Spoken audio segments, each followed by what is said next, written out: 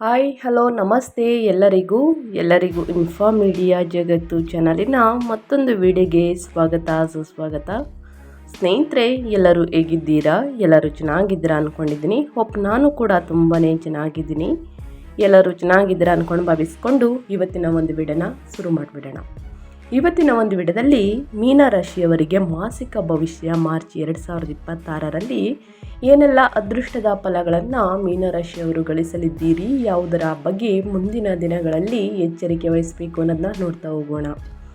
ಅದು ನಿಮ್ಮ ವ್ಯಾಪಾರದಲ್ಲಾಗ್ಬೋದು, ವ್ಯವಹಾರದಲ್ಲಾಗ್ಬೋದು, ನಿಮ್ಮ ಪಾಲುದಾರಿಕೆಯಲ್ಲಿ, ನಿಮ್ಮ ಹಣಕಾಸಿನ ಸ್ಥಿತಿ, ಇನ್ನು ನಿಮ್ಮ ಹೆಲ್ತ್ ಬಗ್ಗೆ, ಕುಟುಂಬದ ಬಗ್ಗೆ, ಶಿಕ್ಷಣದ ಬಗ್ಗೆ ಮೀನರಾಶಿಯವರಿಗೆ ಮಾತ್ರ ಇದೇ ವಿಡಿಯೋದಲ್ಲಿ ತಿಳಿಸ್ಕೊಡ್ತಾ ಹೋಗ್ತೀನಿ. ಏನೆಲ್ಲ ಬದಲಾವಣೆಯನ್ನು ಗ್ರಹಗಳು ಸೂಚಿಸಲಿದೆ, ಯಾವುದರ ಬಗ್ಗೆ ಮುನ್ನೆಚ್ಚರಿಕೆಗಳನ್ನು ತೆಗೆದುಕೊಳ್ಬೇಕು ಮೀನರಾಶಿಯವರು ಅನ್ನೋದನ್ನ ಕಂಪ್ಲೀಟಾಗಿ ತಿಳಿಸ್ಕೊಡ್ತಾ ಹೋಗ್ತೀನಿ. ಇದನ್ನೆಲ್ಲ ತಿಳ್ಕೋಬೇಕು, ಸಣ್ಣ ಪುಟ್ಟ ಪರಿಹಾರಗಳನ್ನೆಲ್ಲ ಫಾಲೋಅಪ್ ಮಾಡಬೇಕು ಅಂದರೆ ಎಲ್ಲೂ ಕೂಡ ವಿಡಿಯೋನ ಸ್ಕಿಪ್ ಮಾಡಬಾರ್ದು. ಅಂದರೆ ವಿಡಿಯೋನ ಕಟ್ ಮಾಡಿ ಓಡಿಸ್ಕೊಂಡು ಹೋಗಿ ನೋಡಿದ್ರೆ ಫುಲ್ ಇನ್ಫಾರ್ಮೇಷನ್ ಅರ್ಥ ಆಗಲ್ಲ ಸ್ನೇಹಿತರೆ. ಸೊ ಹಾಗಾಗಿ ಎಲ್ಲ ವಿಡಿಯೋದಲ್ಲೂ ತಿಳಿಸ್ತಾ ಇರ್ತೀನಿ. ಮೊದಲಿಂದ ಕೊನೆ ತನಕ ವಿಡಿಯೋನ ವಾಚ್ ಮಾಡಿ. ವಿಡಿಯೋದಲ್ಲಿ ಒಳ್ಳೆ ಮಾಹಿತಿ ಸಿಕ್ಕಿದ್ದಲ್ಲಿ ತಪ್ಪದೆ ವಿಡಿಯೋಗೊಂದು ಲೈಕ್ ಕೊಟ್ಟು, ಇನ್ನೂ ನನ್ನ ಚಾನಲ್ನ ಸಬ್ಸ್ಕ್ರೈಬ್ ಮಾಡ್ಕೊಳ್ದೇ ನೋಡ್ತಿದ್ರೆ ಮೀಡಿಯಾಗೆ ಸಬ್ಸ್ಕ್ರೈಬ್ ಆಗಿ. ನಿಮ್ಮ ಅಭಿಪ್ರಾಯ ಏನೇ ಇದ್ದರೂ ಕೂಡ ಕಮೆಂಟ್ ಬಾಕ್ಸಲ್ಲಿ ತಿಳಿಸಬಹುದು. ಆನ್ಸರ್ ಖಂಡಿತವಾಗ್ಲೂ ಮಾಡ್ತೀನಿ ಸ್ನೇಹಿತರೆ. ಇನ್ನು ಓಂ ನಮಃ ಶಿವಾಯ ಅಂತ ಕಮೆಂಟ್ ಮಾಡಿ. ಶಿವನ ಅನುಗ್ರಹದಿಂದ ನಿಮ್ಮ ಜೀವನದಲ್ಲಿ ಅಡಚಣೆ, ತೊಂದರೆ, ಸಣ್ಣ ಪುಟ್ಟ ಸಮಸ್ಯೆಗಳು ಎದುರಾದಲ್ಲಿ ಸ್ನೇಹಿತರೆ ಸಂಪೂರ್ಣವಾಗಿ ನಿವಾರಣೆಯಾಗಲಿ ಅಂತ ಕೇಳ್ಕೊತಾ, ಶಿವನ ಅನುಗ್ರಹ ನಿಮ್ಮ ಮೇಲಿರಲಿ ಅಂತ ಕೇಳ್ಕೊತಾ ವಿಡಿಯೋನ ಶುರು ಮಾಡಿಬಿಡೋಣ. ಹೌದು, ಮೀನರಾಶಿಯವರಿಗೆ ಮಾಸಿಕ ರಾಶಿ ಫಲ ಮಾರ್ಚ್ 2026ರಲ್ಲಿ ಹೇಗಿರಲಿದೆ ಒಟ್ಟಾರೆಯಾಗಿ ಅನ್ನೋದನ್ನ ನೋಡ್ತಾ ಹೋಗೋಣ. ಆಕರ್ಷಕ ವ್ಯಕ್ತಿತ್ವ ಮತ್ತು ಗುಪ್ತ ಒತ್ತಡಗಳ ನಡುವಿನ ಸಮತೋಲನ ಅಂತಲೇ ಹೇಳಬಹುದು. ಎಲ್ಲರಿಗೂ ಹೊಂದಾಣಿಕೆಯಾಗುವಂತಹ ರಾಶಿ ನಿಮ್ಮದು ಸ್ನೇಹಿತರೆ. ಮಾರ್ಚ್ 2026 11ನೇ ತಾರೀಕಿಂದ ಸ್ನೇಹಿತರೆ ಮೀನರಾಶಿಯವರಿಗೆ ಬಹಳಷ್ಟು ಬದಲಾವಣೆಯನ್ನು ನೋಡಲಿದ್ದೀರಿ. ಈ ತಿಂಗಳು ವಿಶಿಷ್ಟ ಶಕ್ತಿಗಳ ಸಂಗಮವನ್ನು ತಂದಿದೆ ಅಂತಲೇ ಹೇಳ್ಬೋದು. ಒಂದು ಕಡೆ ನಿಮ್ಮ ಲಗ್ನದಲ್ಲಿ ಉಚ್ಚ ಶುಕ್ರನು ಇರುವುದರಿಂದ ನೀವು ಎಲ್ಲರ ಗಮನ ಸೆಳೆಯುತ್ತೀರಿ. ನಿಮ್ಮ ನೋಟದಲ್ಲಿ ಅಂದ ಮತ್ತು ಸ್ವಭಾವದಲ್ಲಿ ಪ್ರೇಮ ತುಂಬಿರುತ್ತದೆ.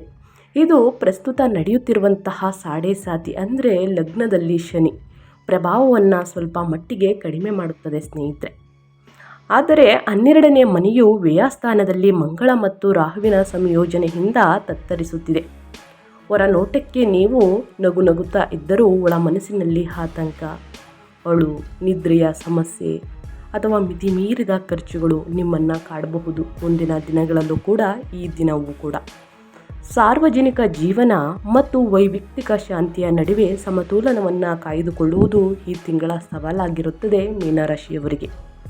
ಹಾಗಿದ್ರೆ ಸ್ನೇಹಿತರೆ, ವ್ಯಾಪಾರ ವ್ಯವಹಾರದಲ್ಲಿ ಏನೆಲ್ಲ ಬದಲಾವಣೆಯನ್ನು ಗ್ರಹಗಳು ಸೂಚಿಸಲಿದೆ, ಯಾವುದರ ಬಗ್ಗೆ ಅದೃಷ್ಟವನ್ನು ನೋಡಲಿದ್ದೀರಿ, ಯಾವುದರ ಬಗ್ಗೆ ಸಮಸ್ಯೆಗಳು ಎದುರಾಗಲಿದೆ ಅನ್ನೋದನ್ನ ಕಂಪ್ಲೀಟಾಗಿ ತಿಳಿಸ್ಕೊಡ್ತಾ ಹೋಗ್ತೀನಿ ಬನ್ನಿ.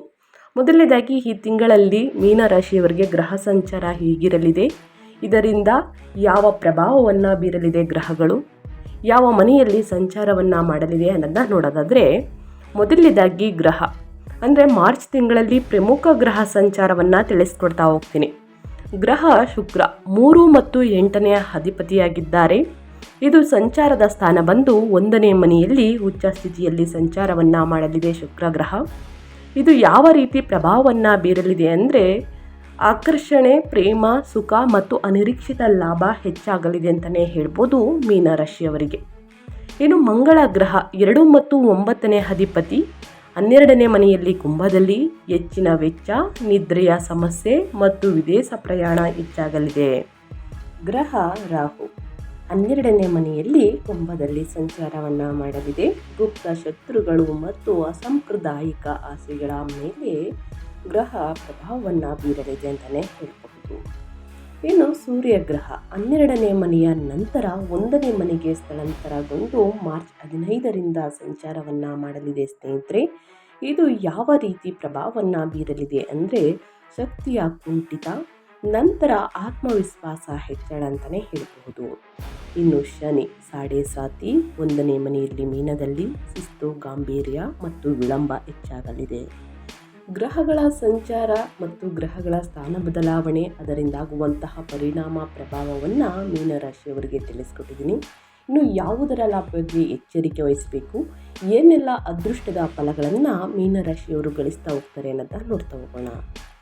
ಕೆರಿಯರ್ ಮತ್ತು ಜಾಬ್ ಬಗ್ಗೆ ಹೇಳೋದಾದರೆ, ವೃತ್ತಿ ಜೀವನ ಮತ್ತು ನಿಮ್ಮ ಉದ್ಯೋಗದ ಬಗ್ಗೆ ಹೇಳೋದಾದರೆ, ಮಾರ್ಚ್ 12ರಿಂದ ಸಾಕಷ್ಟು ಬದಲಾವಣೆ. ಮಾರ್ಚ್ 15ರ ನಂತರ ಸೂರ್ಯನ ಸಂಚಾರ ಇರುವ ಕಾರಣ ಏನೆಲ್ಲ ಅದೃಷ್ಟದ ಫಲಗಳನ್ನು ಮೀನರಾಶಿಯವರು ಗಳಿಸಲಿದ್ದೀರಿ, ಯಾವುದರ ಬಗ್ಗೆ ಮುನ್ನೆಚ್ಚರಿಕೆಗಳನ್ನು ತೆಗೆದುಕೊಳ್ಬೇಕು ಅನ್ನೋದನ್ನ ನೋಡೋದಾದರೆ, ಈ ತಿಂಗಳು ವೃತ್ತಿ ಜೀವನವು ಸ್ವಲ್ಪ ಗೊಂದಲಮಯವಾಗಿರಬಹುದು ಸ್ನೇಹಿತರೆ.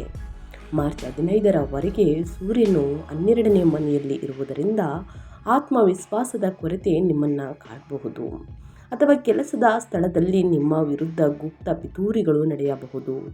ಸಹೋದ್ಯೋಗಿಗಳಿಂದ ನಿರೀಕ್ಷಿತ ಬೆಂಬಲ ಸಿಗದಿರಬಹುದು. ಸದ್ಯಕ್ಕೆ ತೆರೆಮರೆಯ ಕೆಲಸಗಳಲ್ಲಿ ತೊಡಗುವುದು ಉತ್ತಮ ಅಂತಲೇ ಹೇಳ್ತಾ ಇದ್ದೀನಿ. ಆದರೆ ನಿಮ್ಮ ಕೆಲಸವು ವಿದೇಶಿ ವ್ಯವಹಾರಗಳು, ಆಸ್ಪತ್ರೆಗಳು ಅಥವಾ ಕಲಾಕ್ಷೇತ್ರಕ್ಕೆ ಸಂಬಂಧಿಸಿದಲ್ಲಿ ನೀವು ಯಶಸ್ವಿಯಾಗುತ್ತೀರಿ. ಉಚ್ಚ ಶುಕ್ರನ ಪ್ರಭಾವದಿಂದ ನಿಮ್ಮ ಮಾತಿನ ಮೂಲಕ ಗ್ರಾಹಕರನ್ನು ಗೆಲ್ಲಬಹುದು. ಮಾರ್ಚ್ 15ರ ನಂತರ ಸೂರ್ಯನು ನಿಮ್ಮ ಲಗ್ನಕ್ಕೆ ಪ್ರವೇಶಿಸಿದಾಗ ನಾಯಕತ್ವದ ಗುಣಗಳು ಮರಳಿ ಬರುತ್ತವೆ. ಆದರೆ ಅಹಂಕಾರದಿಂದ ಮೇಲಧಿಕಾರಿಗಳೊಂದಿಗೆ ವಾದ ವಿವಾದಗಳನ್ನು ಮಾಡಬೇಡಿ. ಯಾಕಂದರೆ ಸಣ್ಣ ಪುಟ್ಟ ವಾದ ವಿವಾದದಿಂದಲೇ ಮನಸ್ತಾಪಗಳು, ಅವರಿಂದ ಆಗುವಂತಹ ಜಗಳಗಳು, ಕಿರಿಕಿರಿ ಇದೆಲ್ಲ ಉದ್ಭವವಾಗಲಿದೆ. ಸೊ ಹಾಗಾಗಿ ಆದಷ್ಟು ಮೇಲಧಿಕಾರಿಗಳೊಂದಿಗೆ ವಾದ ವಿವಾದ ಮಾಡದೇ ಇರುವುದು ಉತ್ತಮ. ಉದ್ಯೋಗದಲ್ಲಿ ಮತ್ತು ನಿಮ್ಮ ಕೆರಿಯರಲ್ಲಿ ಏನೆಲ್ಲ ಅಭಿವೃದ್ಧಿಯನ್ನು ನೋಡಲಿದ್ದೀರಿ, ಯಾವುದರ ಬಗ್ಗೆ ಮುನ್ನೆಚ್ಚರಿಕೆಗಳನ್ನು ತೆಗೆದುಕೊಳ್ಬೇಕು ಅನ್ನೋದನ್ನ ತಿಳಿಸ್ಕೊಟ್ಟಿದ್ದೀನಿ. ಇನ್ನು ವ್ಯಾಪಾರ ವ್ಯವಹಾರದಲ್ಲಿ ಪಾಲುದಾರಿಕೆಯ ಬಗ್ಗೆ ಹೇಳೋದಾದರೆ, ಮಾರ್ಚ್ 15ರ ನಂತರ ಮಿಶ್ರ ಫಲಿತಾಂಶವನ್ನು ನೋಡಲಿದ್ದೀರಿ.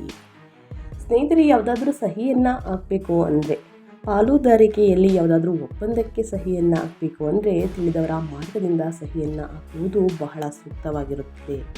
ಯಾರನ್ನೂ ಕೂಡ ಕುರುಡರಾಗಿ ನಂಬೇಡಿ ಮೀನರಾಶಿಯವರು ಅಂತ ಹೇಳ್ತಾ, ಇನ್ನು ಮುಂದಿನದಾಗಿ ಹೇಳೋದಾದರೆ ಹಣಕಾಸಿನ ಬಗ್ಗೆ. ನಿಮ್ಮ ಆರ್ಥಿಕ ಜೀವನ ಹೇಗಿರಲಿದೆ, ಮುಂದಿನ ದಿನಗಳಲ್ಲಿ ಯಾವುದರ ಬಗ್ಗೆ ಮುನ್ನೆಚ್ಚರಿಕೆಗಳನ್ನು ತೆಗೆದುಕೊಳ್ಬೇಕು ಅನ್ನೋದನ್ನ ನೋಡ್ತಾ ಹೋಗೋಣ. ಆರ್ಥಿಕವಾಗಿ ಇದು ಹಣದ ಸೋರಿಕೆಯ ತಿಂಗಳು ಅಂತಲೇ ಹೇಳಬಹುದು. 12ನೇ ಮನೆಯಲ್ಲಿ ಮಂಗಳ ರಾಹು ಸಂಯೋಜನೆಯು ಹಠಾತ್ ಮತ್ತು ಅನಿಯಂತ್ರಿತ ಖರ್ಚುಗಳನ್ನು ತರುತ್ತದೆ. ವೈದ್ಯಕೀಯ ವೆಚ್ಚ, ವಾಹನ ರಿಪೇರಿ ಅಥವಾ ಪ್ರಯಾಣಕ್ಕಾಗಿ ಹೆಚ್ಚಿನ ಹಣ ವ್ಯಯವಾಗಬಹುದು ಸ್ನೇಹಿತರೆ. ಸಕಾರಾತ್ಮಕವಾಗಿ ಉಚ್ಚ ಶುಕ್ರನ ಬಲದಿಂದ ನಿಮ್ಮ ವ್ಯಕ್ತಿತ್ವ ಅಥವಾ ಕಲಾತ್ಮಕ ಕೌಶಲ್ಯಗಳ ಮೂಲಕ ಹಣ ಗಳಿಸಬಹುದು. ನಿಮ್ಮ ಮೂಡ್ ಸುಧಾರಿಸಿಕೊಳ್ಳಲು ಬಟ್ಟೆಗಳು ಅಥವಾ ಐಷಾರಾಮಿ ವಸ್ತುಗಳಿಗಾಗಿ ಹಣ ಖರ್ಚು ಮಾಡಲಿದ್ದೀರಿ. ಆದರೆ ಉಳಿತಾಯದ ಹಣ ಖಾಲಿಯಾಗದಂತೆ ಜಾಗೃತಿ ವಹಿಸಿ. ವಿದೇಶಿ ಮೂಲಗಳಿಂದ ಬರುವ ಆದಾಯವು ವರದಾನವಾಗಲಿದೆ. ಮುಂದಿನ ದಿನಗಳಲ್ಲಿ ಹಣಕಾಸಿನ ಪ್ರಾಬ್ಲಮ್ ಬರಬಾರ್ದು ಅಂದರೆ ಏನು ಸೇವಿಂಗ್ಸ್ನ ಮಾಡಿ ಇಟ್ಕೊಂಡಿರ್ತೀರಾ ಸ್ನೇಹಿತರೆ, ನಿಮ್ಮ ಮೂಡು ತಕ್ಕಂಗೆ ಬಟ್ಟೆಗಳನ್ನು ಪರ್ಚೇಸ್ ಮಾಡ್ಬೋದು, ಆನ್ಲೈನನ್ನು ಪರ್ಚೇಸ್ ಮಾಡೋದು ಅಂತ ಸ್ನೇಹಿತರೆ.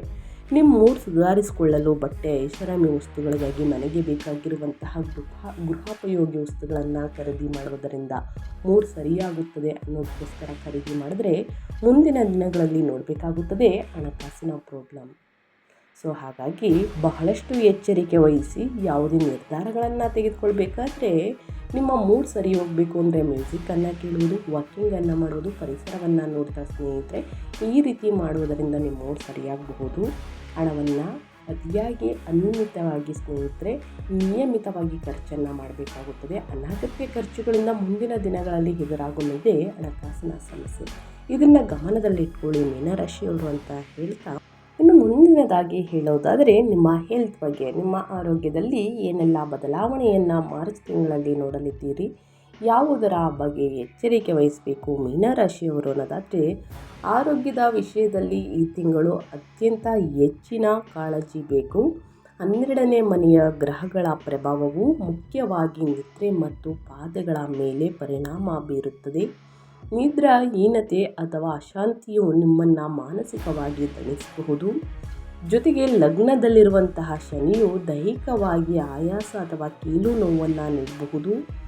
ಮಾರ್ಚ್ ಮಧ್ಯಭಾಗದಲ್ಲಿ ಅಂದರೆ 15ನೇ ತಾರೀಕು ನಂತರ ಸೂರ್ಯನ ಪ್ರವೇಶವು ದೇಹದ ಉಷ್ಣತೆ ಹೆಚ್ಚಾಗಬಹುದು ಅಥವಾ ತಲೆನೋವಿಗೆ ಕಾರಣವಾಗಬಹುದು. ಪ್ರತಿದಿನ ಮಲಗುವ ಮುನ್ನ ಪಾದಗಳನ್ನು ಮಸಾಜ್ ಮಾಡಿಕೊಳ್ಳುವುದು ಮತ್ತು ಧ್ಯಾನ ಮಾಡುವುದು ಉತ್ತಮ ಪರಿಹಾರ. ಇನ್ನು ತಲೆನೋವಿಗೆ ಸ್ನೇಹಿತರೆ ಪರಿಹಾರ, ಉಷ್ಣತೆ ಜಾಸ್ತಿ ಆಗಲಿದೆ. ಸೊ ಈ ಕಾರಣದಿಂದ ತಲೆನೋವು ಜಾಸ್ತಿ ಆಗಲಿದೆ, ಮೈಗ್ರೇನ್ ಆಗಲಿದೆ ಸ್ನೇಹಿತರೆ. ಚೆನ್ನಾಗಿ ನೀರನ್ನು ಕುಡಿಯುವುದು, ಹಣ್ಣು ಹಂಪಲುಗಳನ್ನು ಸೇವಿಸುವುದರಿಂದಲೂ ಕೂಡ ನಿಮ್ಮ ತಾಪಮಾನ ಏನು ಜಾಸ್ತಿ ಆಗಿರುತ್ತೋ ಅದು ಕಡಿಮೆಯಾಗಲಿದೆ. ಸೊ ಹಾಗಾಗಿ ದೇಹದ ಉಷ್ಣತೆ ಹೆಚ್ಚಿರುವ ಕಾರಣ ತಲೆನೋವು ಬರಬಹುದು. ಇನ್ನು ಸರಿಯಾದ ಸಮಯಕ್ಕೆ ಊಟವನ್ನು ಮಾಡಬೇಕಾಗುತ್ತದೆ. ಆಹಾರವನ್ನು ಸೇವನೆ ಮಾಡುವುದು ಕೂಡ ಬಹಳ ಮುಖ್ಯ ಸ್ನೇಹಿತರೆ. ಸರಿಯಾದ ಸಮಯಕ್ಕೆ ಊಟವನ್ನು ತಿನ್ನಲಿಲ್ಲ ಅಂದರೆ ಅಸಿಡಿಟಿ ಜಾಸ್ತಿ ಆಗಲಿದೆ, ಗ್ಯಾಸ್ಟ್ರಿಕ್ ಸಮಸ್ಯೆ ಬರುವುದು, ಹೊಟ್ಟೆ ನೋವು, ಉಷ್ಣತೆಯಿಂದ ಸಾಕಷ್ಟು ಸಮಸ್ಯೆಗಳನ್ನು ನೋಡಬೇಕಾಗುತ್ತದೆ.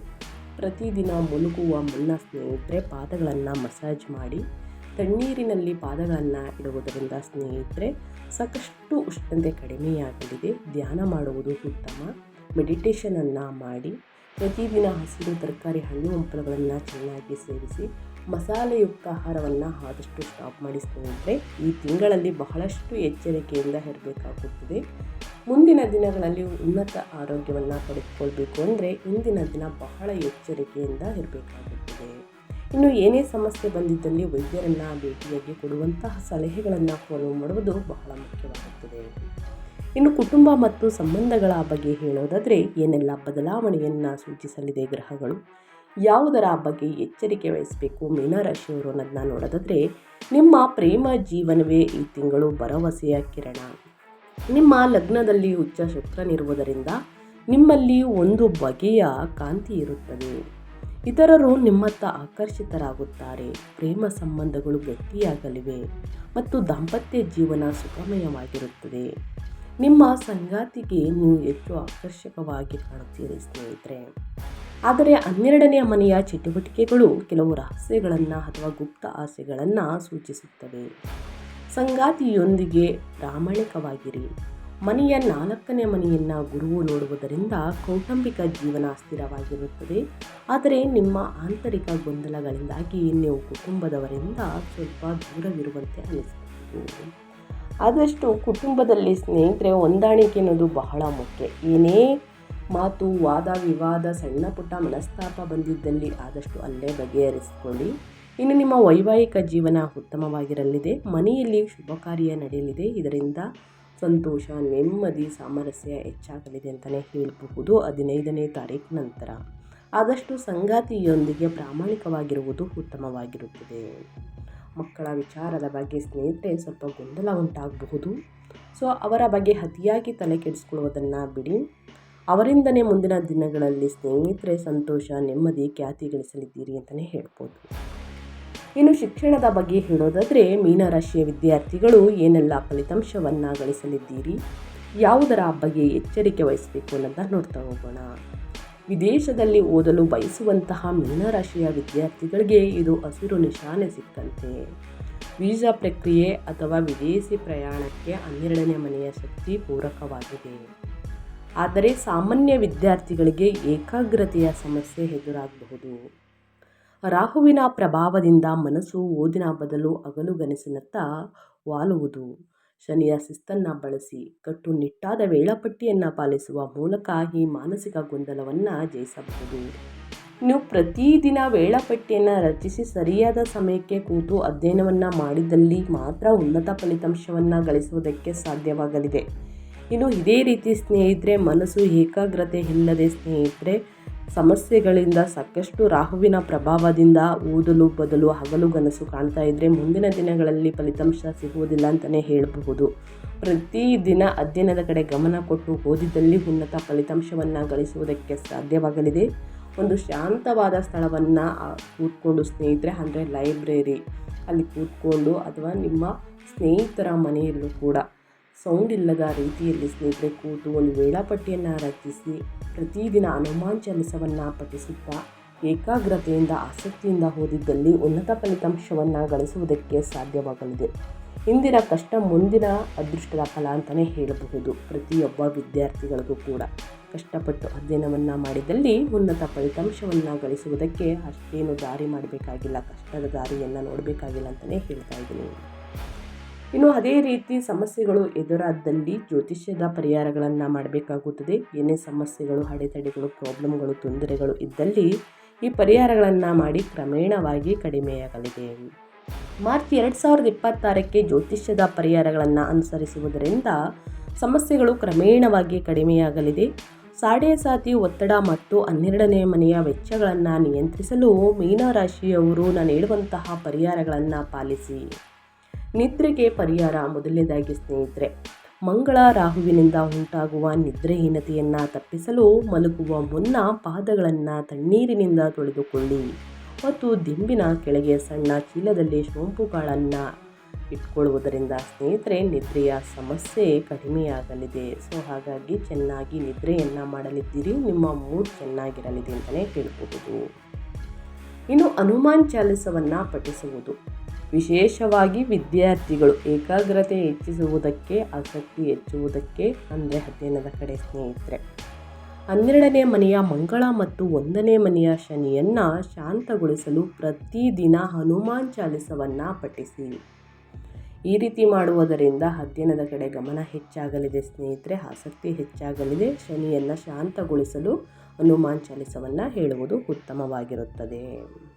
ಇನ್ನು ದಾನ ಧರ್ಮವನ್ನು ಮಾಡುವುದು. ಮಂಗಳವಾರದಂದು ಅಥವಾ ಶುಕ್ರವಾರದಂದು ಆಸ್ಪತ್ರೆಗಳಿಗೆ ಭೇಟಿ ನೀಡಿ ರೋಗಿಗಳಿಗೆ ಸಹಾಯವನ್ನು ಮಾಡಿ ಅಥವಾ ಔಷಧಿಗಳನ್ನು ದಾನ ಮಾಡಿ.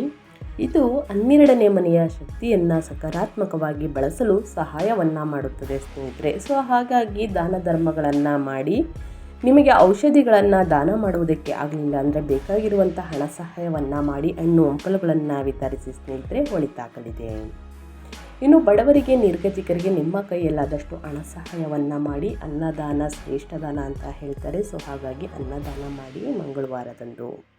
ಇನ್ನು ಶುಕ್ರನ ಬಲ ಹೆಚ್ಚಿಸಲು ಸ್ನೇಹಿತರೆ, ಉಚ್ಚ ಶುಕ್ರನ ಶುಭ ಫಲಕ್ಕಾಗಿ ಪ್ರತಿದಿನ ಸುಗಂಧ ದ್ರವ್ಯವನ್ನು ಬಳಸಿ ಮತ್ತು ಸ್ವಚ್ಛವಾದ ಬಿಳಿ ಬಣ್ಣದ ಬಟ್ಟೆಗಳನ್ನು ಧರಿಸುವುದರಿಂದ ಮೀನರಾಶಿಯವರಿಗೆ ವ್ಯಾಪಾರ ವ್ಯವಹಾರದಲ್ಲಿ ಅಭಿವೃದ್ಧಿಯನ್ನು ನೋಡಲಿದ್ದೀರಿ. ಹೋಗುವ ಮುನ್ನ ವ್ಯಾಪಾರ ವ್ಯವಹಾರಕ್ಕೆ, ಯಾವುದಾದ್ರೂ ಒಂದು ವ್ಯವಹಾರಕ್ಕೆ ಹೊರಗೆ ಹೋಗಬೇಕು ಅಂದರೆ ಮನೆಯಿಂದ ಸ್ನೇಹಿತರೆ ಆದಷ್ಟು ಬೆಲ್ಲವನ್ನು ತಿಂದು ಹೋಗುವುದು ಉತ್ತಮ. ಇನ್ನು ಪ್ರತಿ ಭಾನುವಾರ ಸೂರ್ಯ ದೇವರಿಗೆ ಅಗ್ರವನ್ನು ನೀಡುವುದರಿಂದ ಕಷ್ಟಗಳು, ಸಮಸ್ಯೆಗಳು ಕ್ರಮೇಣವಾಗಿ ಕಡಿಮೆಯಾಗಲಿದೆ. ಈ ಸಣ್ಣ ಪುಟ್ಟ ಪರಿಹಾರಗಳನ್ನು ಪ್ರತಿಯೊಬ್ಬರೂ ಮೀನರಾಶಿಯವರು ಮಾಡಿ ಅಂತ ಹೇಳ್ತಾ ನಾನು ವಿಡಿಯೋನ ಎಂಡ್ ಮಾಡ್ತಾ ಇದ್ದೀನಿ. ದಯವಿಟ್ಟು ಇವತ್ತಿನ ಒಂದು ವಿಡಿಯೋದಲ್ಲಿ ಮೀನರಾಶಿಯವರಿಗೆ ಒಳ್ಳೆಯ ಮಾಹಿತಿ ಸಿಕ್ಕಿದ್ದಲ್ಲಿ, ಈ ವಿಡಿಯೋ ಯೂಸ್ಫುಲ್ ಅನಿಸಿದ್ದಲ್ಲಿ, ವಿಡಿಯೋಗೆ ಇನ್ನೂ ಲೈಕ್ ಮಾಡ್ದೇ ನೋಡ್ತಿದ್ರೆ ದಯವಿಟ್ಟು ಲೈಕ್ ಮಾಡಿ. ಇನ್ನೂ ನನ್ನ ಚಾನಲ್ನ ಸಬ್ಸ್ಕ್ರೈಬ್ ಮಾಡ್ಕೊಳ್ಳೋದನ್ನೇ ನೋಡ್ತಿದ್ರೆ ಇನ್ಫಾರ್ಮ್ ಮೀಡಿಯಾಗೆ ಸಬ್ಸ್ಕ್ರೈಬ್ ಆಗಿ ನಿಮ್ಮ ಅಭಿಪ್ರಾಯಗಳನ್ನು ಕಮೆಂಟ್ ಬಾಕ್ಸಲ್ಲಿ ತಿಳಿಸಿ, ಆನ್ಸರ್ ಮಾಡ್ತೀನಿ.